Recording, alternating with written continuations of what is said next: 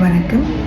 ஒரு குழந்தை இல்லாத தம்பதியருக்கு என்னென்ன ட்ரீட்மெண்ட் ஆப்ஷன்ஸ் அவைலபிள் அப்படின்னு பார்த்தோம்னா, மெடிக்கல் ட்ரீட்மெண்ட் இருக்குது. அதாவது டேப்லெட்ஸ் கொடுக்குறது, இல்லை ஆப்ரேஷன் இருக்குது. அது இல்லைன்னா சில ப்ரொசீஜர்ஸ் இருக்குது. ஸோ மெடிக்கல் ட்ரீட்மெண்ட் அப்படின்னா என்ன பண்ணுவோம் அப்படின்னா, நார்மலாக ரெகுலராக பீரியட்ஸ் ஆகிறவங்களுக்கு மாதம் மாதம் ஒரு எக் ரிலீஸ் ஆகும்.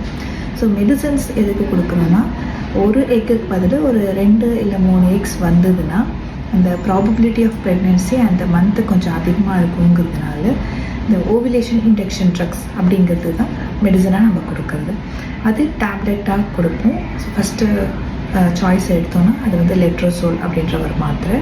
அது ஒரு 5 days கொடுத்துட்டு எக்கு எப்படி வளருதுங்கிறது ஸ்கேன் மூலமாக அசஸ் பண்ணுவோம்.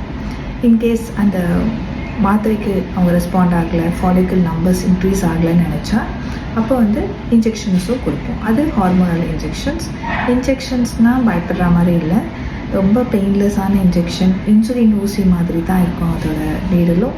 ஸோ அது நம்ம போடும்போது வலியும் ரொம்ப தெரியாது. செல்ஃப் அட்மினிஸ்ட்ரேஷனாகவும் பண்ணிக்கலாம். ஸோ இந்த மாதிரி டேப்லெட்ஸ் இன்ஜெக்ஷன்ஸ் எடுக்கும்போது ஃபாலிக்கல் நம்பர்ஸ் கொஞ்சம் இன்க்ரீஸ் பண்ணோன்னா நம்மளோட சான்ஸ் ஆஃப் கன்செப்ஷனும் அந்த மந்த் கொஞ்சம் பெட்டராக இருக்கும்.